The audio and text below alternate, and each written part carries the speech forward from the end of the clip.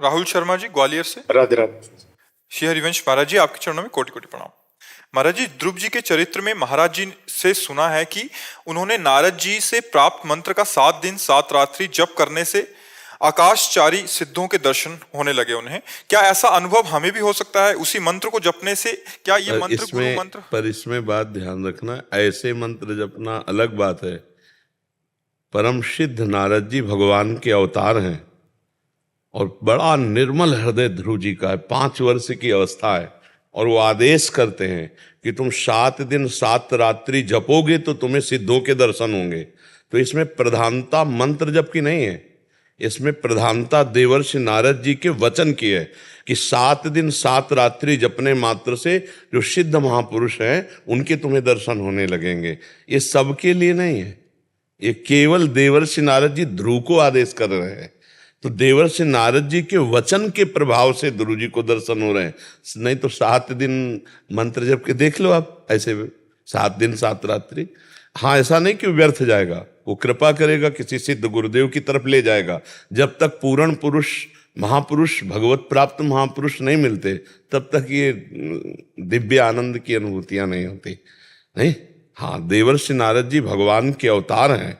और ध्रुव जी की बात देखो, कितनी जोर की परीक्षा में पास है वो। कह रहे तुम्हें सिंहासन में चढ़ने से रोका था, अभी चलो, बालक का क्या मान अपमान, जो मैं आदेश करूंगा तुम्हें राज सिंहासन दे देंगे महाराज उत्तानपाद। तो उन्होंने कहा नहीं। देवर्षि नारद जी से कहा, मुने आपको पता मेरा क्षत्रिय स्वभाव है, एक बार जो निश्चय कर लिया वो टल नहीं सकता, मैं बन जाऊंगा।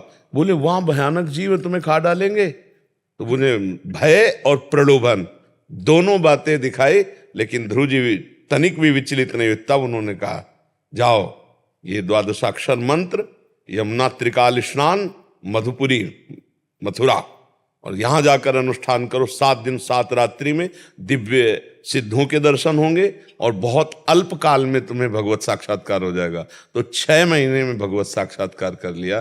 पर कितना कठिन, सूखे पत्ते, फिर वायु, फिर वायु को भी रोक दिया। जो ही वायु को रोका समस्त ब्रह्मांड की वायु रुक गई और भगवान को तत्काल आना पड़ा। तो ध्रुव जी जैसे तो ध्रुव जी, प्रहलाद जैसे तो प्रहलाद जी, नारद जी जैसे तो नारद जी। हम उनकी चरण रज का आश्रय लेकर थोड़ा भजन कर ले, यही हमारे सौभाग्य होंगे। समझ पा रहे हैं आप जी?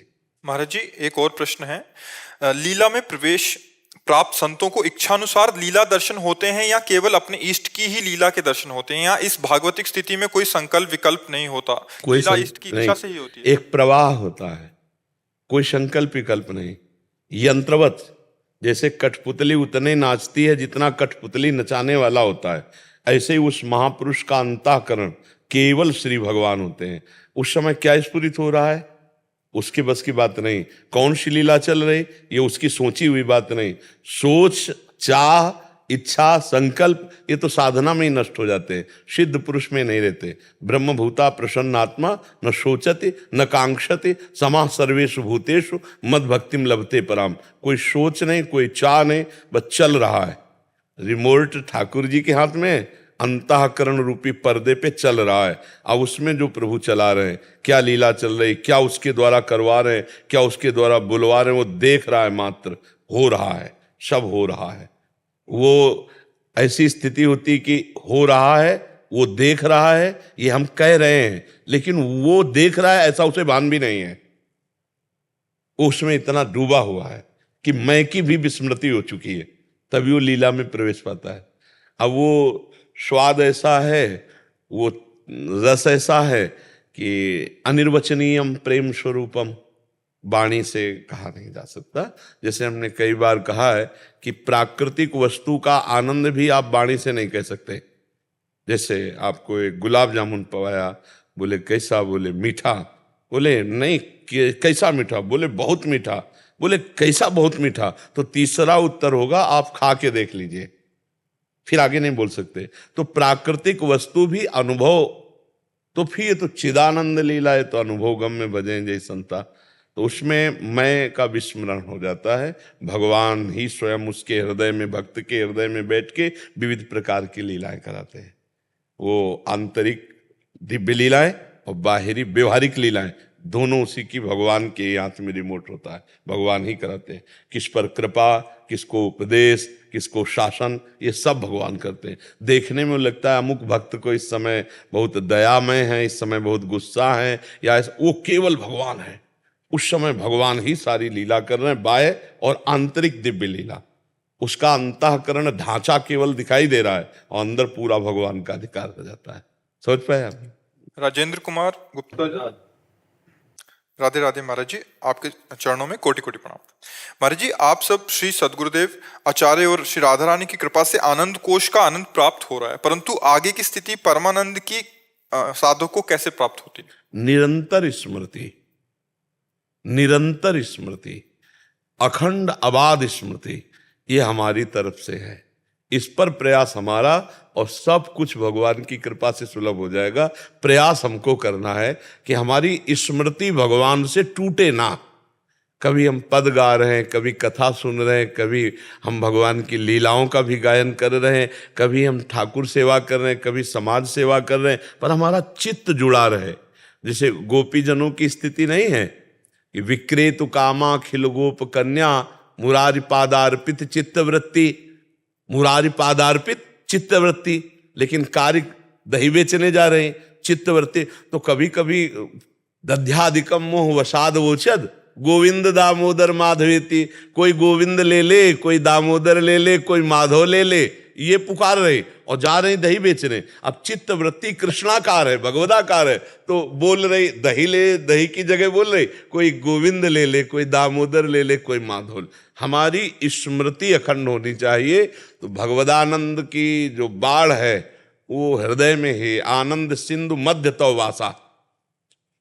हमारा जो हृदय है वही हृदयेश्वर भगवान विराजमान है, वही निकुंज है, सब कुछ है। नारायण या गौर श्याम को हृदय निकुंज बसइए, ये हृदय निकुंज हमारे उर वृंदावन, और यही सब कुछ प्रकट हो जाएगा। अखंड स्मृति, जो गुरुदेव ने नाम दिया, जो मंत्र दिया, जो वाणी दी, उसी की अखंड स्मृति। बस अखंड स्मृति के लिए हमारा जीवन प्रयत्नशील रहे। आगे तो सब भगवान की तरफ से आता है, ज्ञान विज्ञान स्थिति भाव देह सब उधर से आता है। हमारी तरफ से अखंड स्मृति, बार बार सुमिरन करना। सेवक जी महाराज कह रहे हैं, हरिवंश नाम बिसरे न छिन, श्री हरिवंश सहाय भल। एक क्षण भी नाम न बिसरे तो सहायता उनकी है। फिर देखो कैसे परमानंद की बाढ़ आती है। हम हर समय स्मरण परायण रहें। वो अभ्यास में कई तरह के अभ्यास करने हैं स्मरण में, केवल नाम जप ही नहीं है, उसमें लीला गायन, सेवा, परोपकार, समाज सेवा सब उसमें जुड़ जाता है। क्योंकि हमें एन केन प्रकार भगवान से जुड़े रहना है, और इसका फल होता है भगवान की कृपा से निरंतर परमानंद की बाढ़ आना। ये फल है, पहले हम अभ्यास में रत रहे। कृष्ण यादव जी, कोटा राजस्थान। श्री हरिवंश गुरुदेव। श्री हरिवंश महाराज जी, आपके चरणों में कोटि कोटि प्रणाम। गुरु जी, आपने बताया कि नाम में तारण शक्ति है, नाम को चाहे कैसे भी जपो वो हमें समान फल ही प्रदान करेगा। तो गुरु जी, हम ऐसा क्यों कहते हैं कि हमें नाम को एकाग्र होकर जपना चाहिए, और जब हम नाम को एकाग्र होकर जपते हैं तो हमें ज्यादा फायदा क्यों महसूस होता है? फायदा से मतलब नहीं बच्चा। अब हम तुमको खीर पवावें और तुम्हारी एकाग्रता का अपहरण कर ले, अब तुम खीर का स्वाद ले पाओगे? नहीं ले पाओगे ना। और अगर हम तुमसे कहें कि अब प्यार से तुम एकाग्रता पूर्वक खीर पाइए, तो उसका तुम स्वाद ले पाओगे ना। अगर हमारा मन विविध वासनाओं में भ्रमित हो रहा है तो हम नाम का स्वाद नहीं ले पाएंगे। शरीर छूटेगा, मरेंगे, फिर जो हमारी गति होगी उसका हम कोई महत्व नहीं रखते। हम रखते हैं जीते जी हमारे अंदर कोई टेंशन न रह जाए और हम एक अद्भुत आनंद में, एक अद्भुत सुख में डूबे। इसके लिए एकाग्रता की आवश्यकता है। तो हम जो नाम जप करेंगे उसमें एकाग्र होंगे तो हमें स्वाद मिलने लगेगा।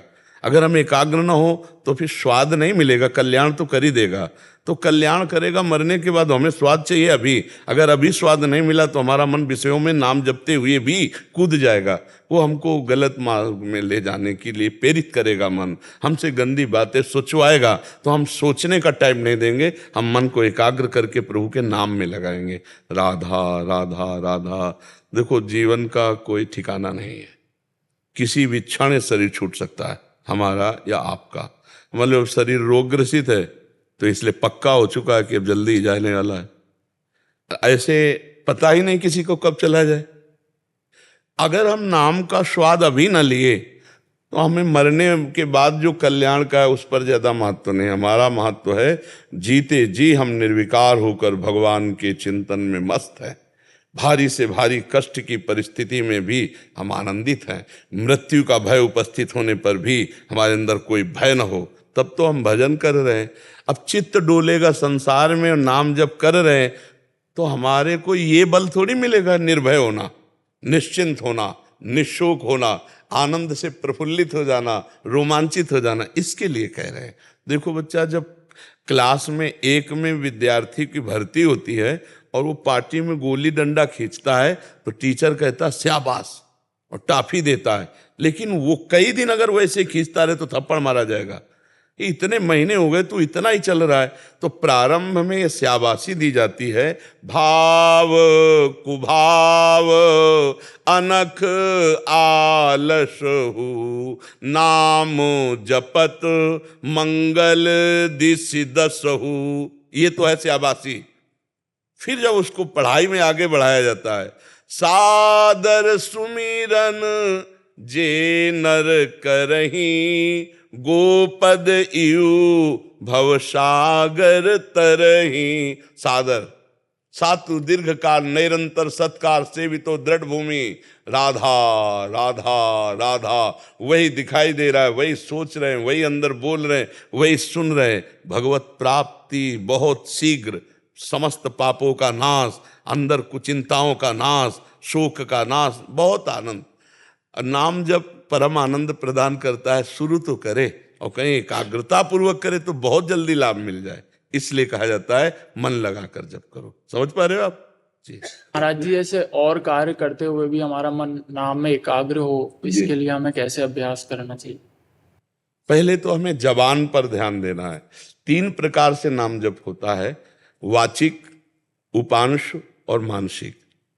हम वाचिक राधा राधा राधा राधा राधा राधा राधा राधा राधा राधा राधा राधा धीरे धीरे राधा राधा राधा, जबान चल रही और आवाज बाहर निकल रही।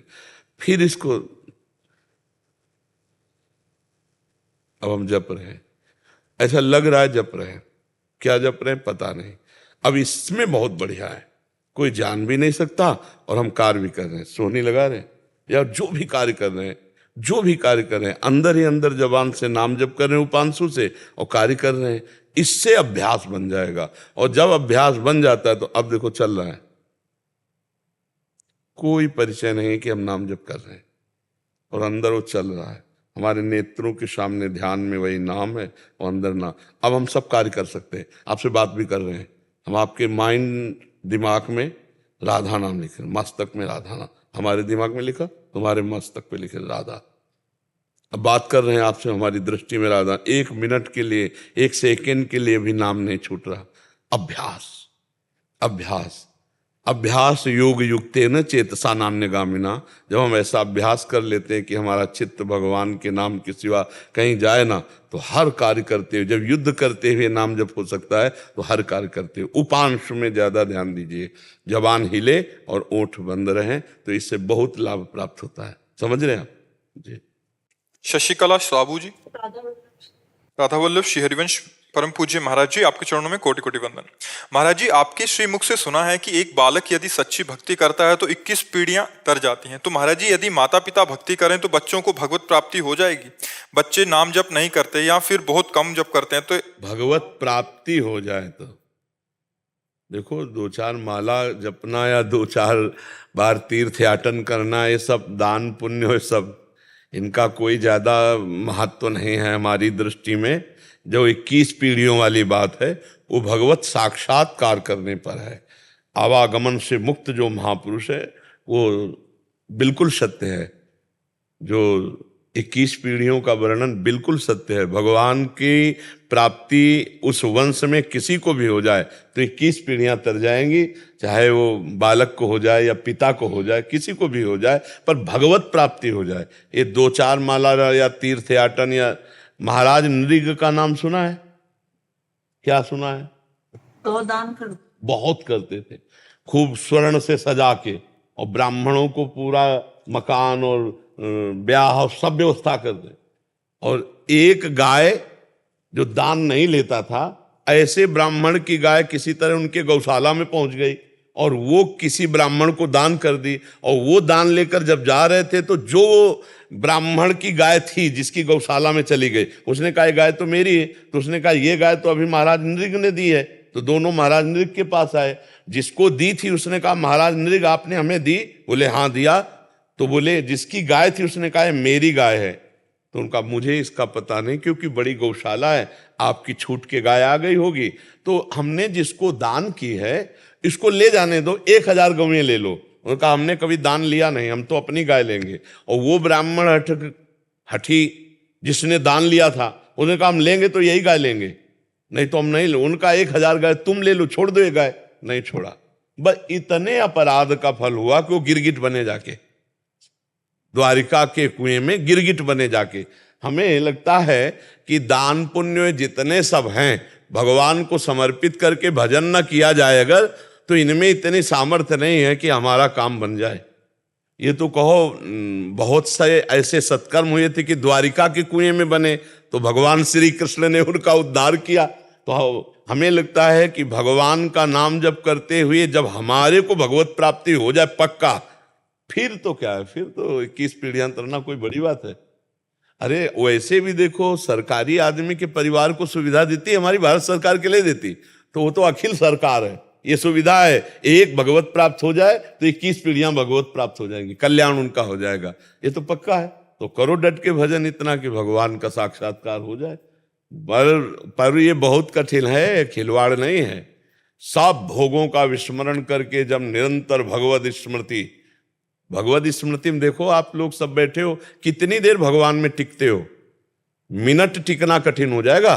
देखो ना, भगवान में टिकना, वो फौरन विषय में भाग जाएगा मन, फौरन से संसार के चिंत। वो मन भगवान में आसक्त हो जाए, आसक्त हो गया, मन पंग हो गया भगवान की रूप माधुरी में, लीला माधुरी में, चिंतन में।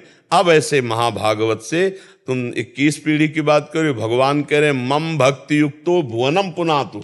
यदि मेरा ऐसा महाभागवत प्रेमी भक्त संकल्प कर ले तो पूरे भुवन का भुवन, लोक का लोक भगवत प्राप्त हो जाए। लोक मम भक्ति युक्तो भुवनम पुनात। देवर्षि नारद जी ने कहा सात तरती सा लोकान तारयति। वो स्वयं तर जाता है, स्वयं तर जाता है, वो लोकों को तार देता है। पर कठिन है भगवत प्राप्ति, भगवत प्राप्ति कठिन। निरंतर भजन करना, भोगों का त्याग करके अन्य कोई स्मरण न रहना, केवल भगवान का स्मरण रहना, ये बहुत वर्षों के अभ्यास से भगवान की कृपा से होता है। नहीं देख लो, 1 मिनट भगवान में नहीं टिक सकते, कितना कठिन है। सबसे बड़ा विश्व का कठिन काम है भजन। लोग कहते हैं माला घुमाने में क्या है, आओ बैठो, हम जैसे कह रहे वैसे माला घुमा के दिखाओ। सामने राधा नाम लिखो अपने दिमाग में, और आंख से उसी को देखते रहो, और कान से उसी को सुनो, और अंदर से वही बोलो, और हर एक मन का उतना ही सकिले जितना राधा बोला। अभी देखो तुम्हारा मन कहेगा ये माला रखा है, और भागेगा संसार में। लगा के देखो, सबसे कठिन काम दुनिया का मन को संसार से हटाकर भगवान में लगाना, सबसे कठिन काम। आप बताओ, है ना कठिन काम? सबसे कठिन काम है मन को भोगों से हटाकर भगवान में लगाना। भोगों में लगाओ, 3 घंटे फिल्म चला लो, बिल्कुल आनंद से बैठे रहोगे, कोई परेशानी नहीं रहेगी। और 3 घंटे कमरा बंद करके माला लो, देख लो कितनी बार आपको खड़ा कर देगा, कितनी बार खिड़की से झकवाएगा, कितनी बार क्या क्या सोचवाएगा, आप देखो ना। तो ये मन को भगवान में लगाना सबसे, और भगवत प्राप्ति तो फिर गुरु कृपा, इष्ट कृपा, निरंतर भजन से इससे हो जाता है। जी धन्यवाद। राधे श्याम, धन्यवाद।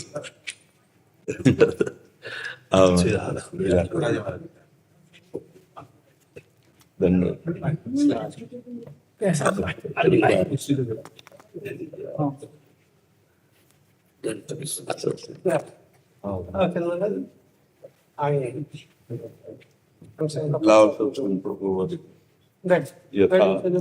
योग्य हमें ऐसा लगता है चरणों में बैठे अच्छा लगेगा हमको। शरीर की अस्वस्थता के कारण ही ये नहीं, आप सबके चरणों में बैठने में जो सुख है, इसमें बैठने में नहीं सुख है। एक मिनट में माजी थोड़ा परिचय बता दे रहे। आप ब्रह्मचारी जी, चतुर संप्रदाय के मानसी ब्रह्मचारी महाराज जी, अखिल भारतीय अखिल, हाँ, तेरहवें त्यागी के हमारे श्री महान जी जी, और अध्यक्ष भी रहे कई बार। आप भी महाराज जी श्री चतुर संप्रदाय व्यक्ति मंडल है उसके 2 बार आप अध्यक्ष रहे। परम पूज्य श्री सच्चिदानंद जी महाराज जी, आप श्री कलाधारी महाराज जी के शिष्य हैं। आप श्री परम पूज्य श्री नित्य गोपाल दास जी महाराज जी के शिष्य महंत हैं, और कई आश्रमों की सुरक्षा व्यवस्था आप देखते हैं। संतों से तो विश्व की सुरक्षा व्यवस्था हो रही। अगर अपने संत जन ना हो तो विश्व असुरक्षित हो जाए।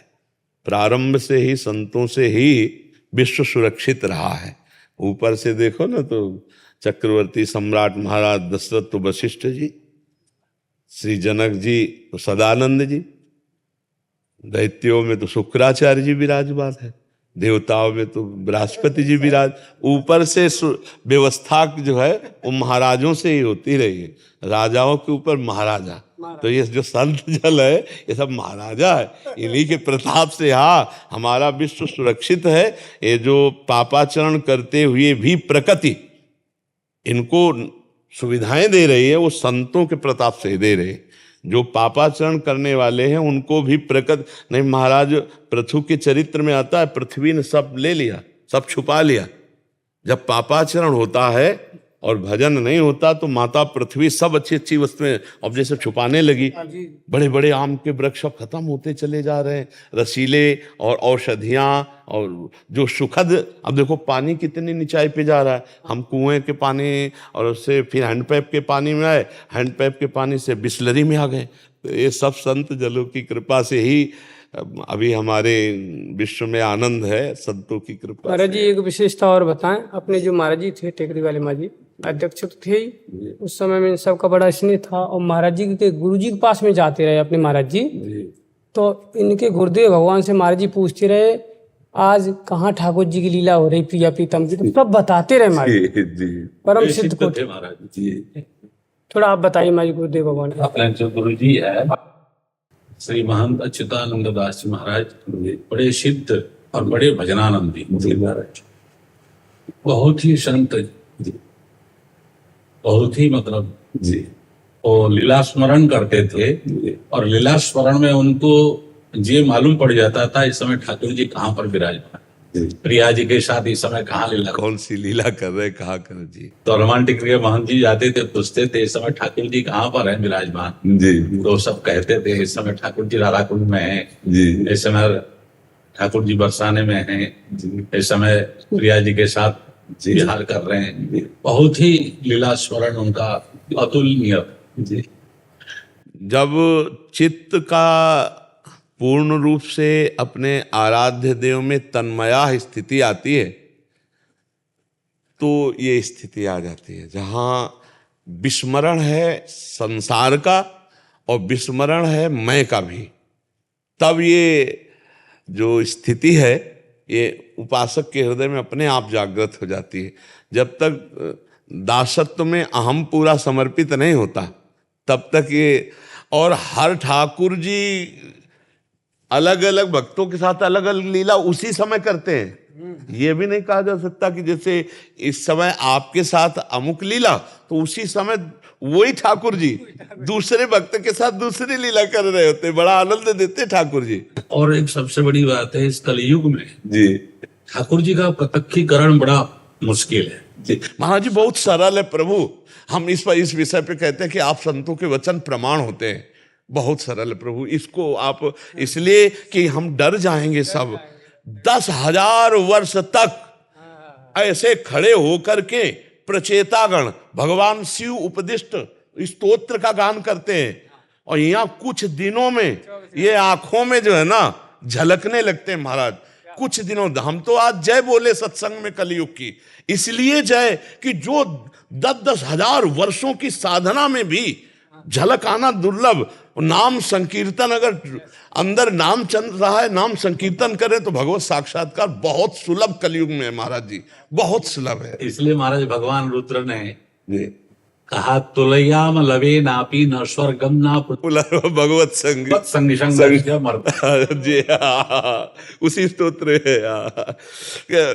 मतलब एकदम जैसे हमारे सत्य आपसे कहते हैं, सत्य आपसे परम सत्य कहते हैं। जो कलयुग में संतों के ऊपर भगवान की कृपा है, साधकों के ऊपर, वो अन्य युगों में कभी नहीं हुई। ऐसी कृपा कभी नहीं हुई, क्योंकि रोगी शरीर, मानसिकताएं खराब, छोटी आयु और बलहीनता, और इसमें भी भगवत प्राप्ति हो जाए, इसमें भी भगवत प्राप्त, जहां प्राणों का संयम करके, और यहां प्राण का संयम क्या, high blood pressure, low blood pressure, sugar, क्या क्या, और ऐसे में भी भगवत प्राप्ति हो जाएगी, केवल नाम अगर जीभ से चलता रहे तो। इस अजामिल जी ने, बहुत सम्मान से हम उनको कह रहे हैं क्योंकि उन भगवत प्राप्त महापुरुष हुए, ऐसे आचरण कर रखे थे कि घोर नरक जाते, पर संतों की कृपा से पुत्र का नाम नारायण रखवा दिया, तो अंतिम समय नारायण पुत्र के वाहन, ना कि भगवत स्मरण है, भगवत स्मरण नहीं, पुत्र स्मरण है, और नारायण बुलाया और भगवान के पार्षद आ गए, भगवत प्राप्ति का हेतु। इसी प्रसंग में ही जी उसमें कहा है सांकेत्यम पार्यास्यं वा शोभम नाम ग्रहणम अशेषा अगहरम विदुम। जी जी, इसीलिए हम कलयुग की जय बोलते हैं। कलयुग का बहुत प्रताप है, कलयुग का बहुत प्रताप है। यदि नाम जप करोगे, हम आपको सच्ची कहते हैं, बड़े बड़े महापुरुषों का वचन, बड़े बड़े सिद्धों के दर्शन से और शास्त्रों के स्वाध्याय से, और आज के हमारे समस्त बड़े सिद्ध महापुरुषों, एक ही बात निकली सार, निरंतर भगवत स्मरण। लेकिन महाराज ये संभव बड़ा बहुत ही मुश्किल और कठिन काम तब महाराज जी है जब हम करेंगे, और जब गुरु और हरि के प्रसाद से, तो हरि प्रसाद कछु दुर्लभ नहीं दुर्लभ है महाराज जी।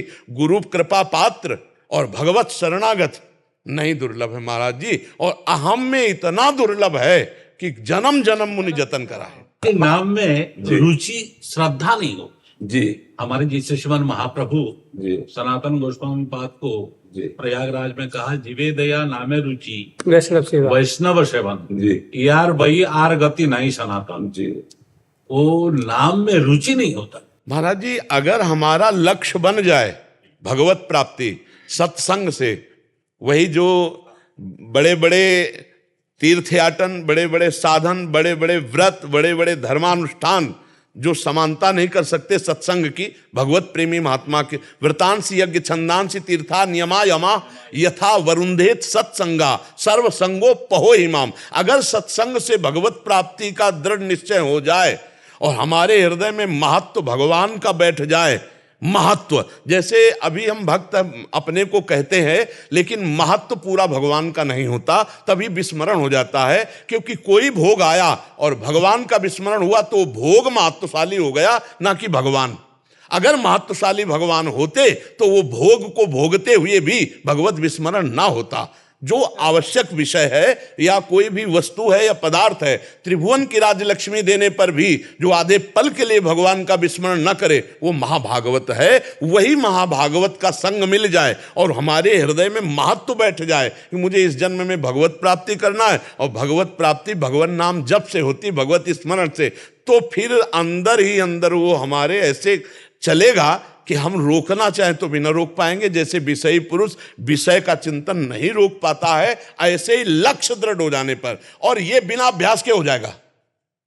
एक बड़ी गूढ़ बात है, लक्ष्य दृढ़ हो जाए गुरु कृपा से तो अभ्यास करना नहीं पड़ेगा, भजन निरंतर चालू हो जाएगा। जैसे एकादश स्कंद में तितिक्षु ब्राह्मण, पहले कोई न सन्यासी था, न कोई साधक था, न किसी भी तरह का धर्मानुष्ठान करता था, लेकिन जब सर्वस्व नष्ट हुआ और हृदय से आर्त भाव से भगवान की शरण में हुआ तो ब्रह्मबोध संपन्न महापुरुष हो गया।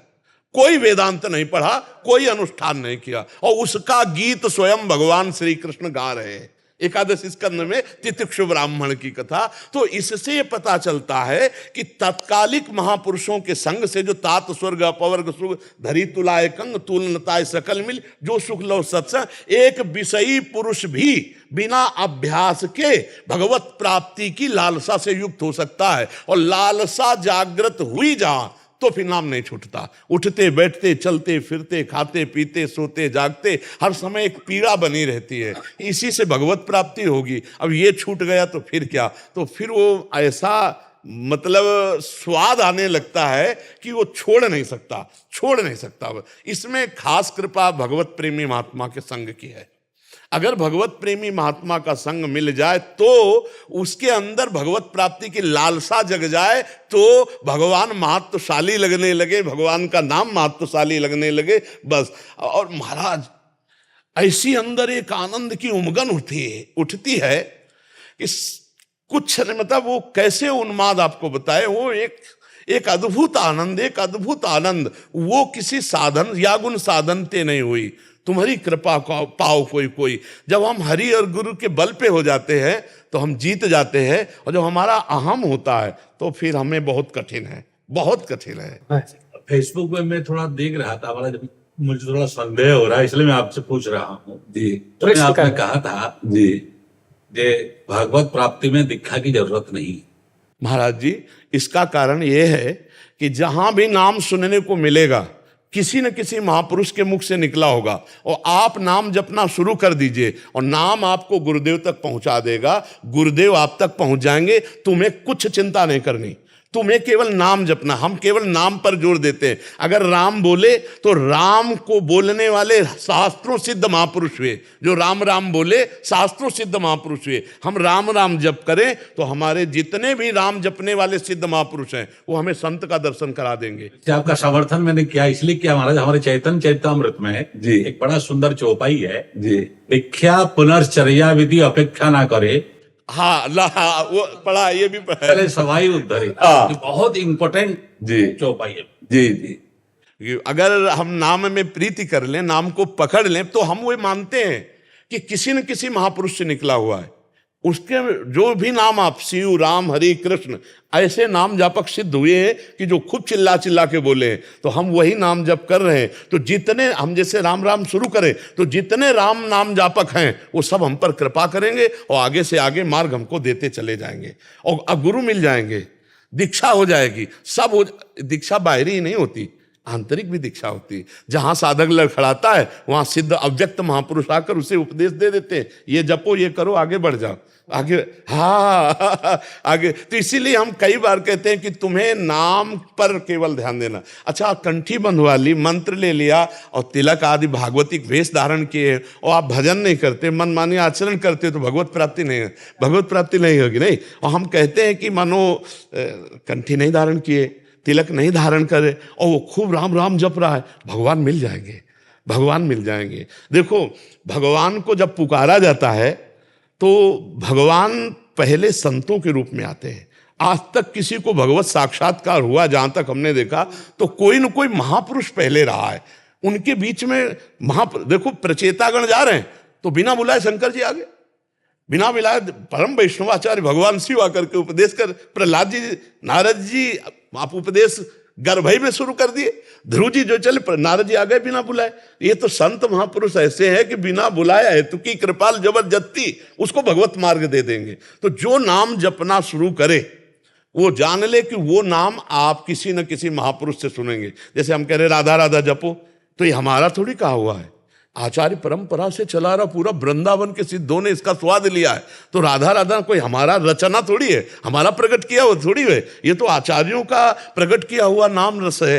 ये वृंदावन के पत्ते पत्ते में छाया हुआ है, अनादि परंपरा। हाँ, तो जो इसका गान करेगा, तो जितने महापुरुष राधा नाम से सिद्ध हुए वो सब कृपा करेंगे राधा नाम जापक के ऊपर। जितने राम नाम जप रहे सब सिद्ध महापुरुष उन पर कृपा करेंगे। और ऐसा उत्तम महाभागवत देखता है जो नाम जापक है कि किस प्रकार से उसका सिद्धों का दर्शन होता है। नाम जाप देखो, देवर्षि नारद जी ने बताया कि 7 दिन में तुम्हें सिद्धों के दर्शन होने लगेंगे 12 अक्षर मंत्र से। हम अगर तन्मयता पूर्वक नाम जप करें तो बड़े बड़े सिद्धों के दर्शन होंगे, और सिद्धों के दर्शन का मतलब है भगवान मिलने वाले हैं। भगवत प्रेमी महात्मा का दर्शन का मतलब भगवान मिलने वाले हैं, और भगवान मिलने के पहले सिद्धों के दर्शन होते हैं। जैसे विभीषण जी राम जी का साक्षात्कार तब कर पाए, पहले हनुमान जी का साक्षात्कार हुआ, तब राम जी का साथ। और हमें बहुत प्रसन्नता है कि भगवान ने हमें कलयुग में अवसर दिया भगवत प्राप्ति। बहुत प्रसन्नता है, ये धन्य है कलयुग। और आपको बताएं, अगर भगवान से आप जुड़े हुए हो तो कलयुग का कोई भी प्रतिकूल व्यवहार आप नहीं देखोगे। और अगर भगवान से विमुख हो तो देखो भगवान का फिर आपको बहुत पिटाई करेगा। हाँ, झूठ चोरी बेविचार इसी में फंसा देगा और आपको फिर दंडित करेगा। और अगर आप भगवान के प्रिय बनकर के अनुकूल चलो तो आप देखो कितनी सुविधा है भगवान की, कि कहाँ कठोर तप करके भगवत आनंद की अनुभूति करते। हम आज 4 जन बैठ के भगवत चर्चा करते तो फूलन नहीं समा रही। वो आनंद जो बड़ी बड़ी यज्ञों के करने के बाद जटाएं धूमिल हो गई। शौनक जी कह रहे सूत जी से मुझे नहीं मिला, लेकिन आपके श्रीमुख से भगवदानंद जो कथामृत है, अरे मुझे आप सुनाओ महाराज, आप सुनाओ महाराज। तो ये तो बहुत कलयुग की धन्य महिमा है, जो नाम जप से कथा कीर्तन से हमें भगवत प्राप्ति सहजता पूर्वक हो जाती है। हम जैसे जैसे भगवान नाम चिंतन करते हैं वैसे वैसे इंद्र नील मणि झलकने लगते हैं। आप देखो तो जप के तो देखो, पर बस जो महाराज जी ने कही कि रुचि नहीं होती, रुचि भोगों की तरफ, इसलिए नाम छूट जाता है। नहीं तो अगर पकड़ लो तो महाराज माला माल हो जाओ। बाहरी और भीतरी दोनों संपत्तियां, बाहरी और भीतरी दोनों संपत्तियां, यही परलोक सकल सुख पावत मेरी सो भैया कृष्ण गुण संचू। यही परलोक और बाहरी और भीतरी दोनों संपत्तियां नाम में छुपी हुई है।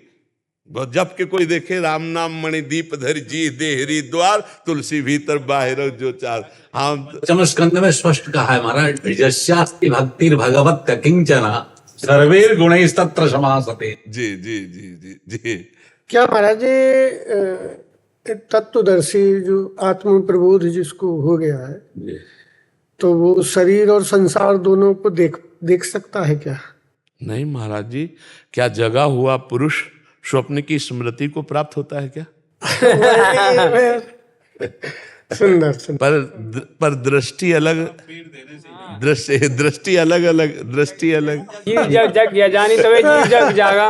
जे जाने जग जाए हेराई और जागे जथा सुपल भ्रम जाई। हाँ, पहले संसार जिस रूप में दिखाई दे रहा था वो रूप नहीं रहता है, पर हाँ वो रूप नहीं रहता। पहले रस्सी में सर्प था, अब रस्सी दिखाई देती है। मत्ता पर तरम नान्यत किंचित अस्ति धनंजय, वो एक मात्र प्रभु दिखाई। महाराज जी, व्यवहार में फर्क होता है क्या? आपको हम सच्ची बताएं, उससे व्यवहार और परमार्थ जो कुछ होता है केवल भगवान से होता है। अंतःकरण में भगवान बैठे होते हैं, वही करा रहे होते हैं, कुछ नहीं। बिल्कुल ना एक चेष्टा होती है, और बहुत सी सब धर्म पूर्वक चेष्टाएं होती है। न एक शब्द बोलता है, और बहुत से प्रवचन भी होते हैं, बहुत से विश्व लेवल के कार्य भी होते हैं, लेकिन वो कोई करता नहीं होता। केवल भगवान ढांचे के अंदर भगवान बैठकर केवल कर रहे हैं। उससे पूछो तो वो जब प्रारब्ध कर्म जो है भोगने के लिए जीव को बाध्य होना पड़ता है क्या महाराज? जब भोगते नहीं बचा तो बाध्य किसको होना पड़ेगा? भोगते नहीं बचा, कर्तव्य खत्म। जब कर्तव्य तो नहीं बचा तो भोगते नहीं बचा। नहीं, इसलिए आपसे पूछा। हमारे गुरुजी जाते समय अंतिम समय 100 साल में गए, 2 महीना थोड़ा बिस्तर में पड़े रहे। नहीं तो महाराज जी एक बार पूछे, इनके जो हनुमान टिकरी वाले महाराज जी बहुत प्रसिद्ध थे वो, बोले आप तो इतना साक्षात राधा रानी का साक्षात्कार किए हैं, ठाकुर जी का साक्षात्कार किए हैं, इतना कष्ट क्यों पा? उन्होंने भागवत का जो 10वां स्कंद में है तत्तेनुकंपाम समुख्यमाणा, इसका उदाहरण दिया। ये भोगने के लिए बाध्य, क्योंकि विशेषकर जो भक्त हैं, साधक है, वो भोग लेते हैं इस जन्म में।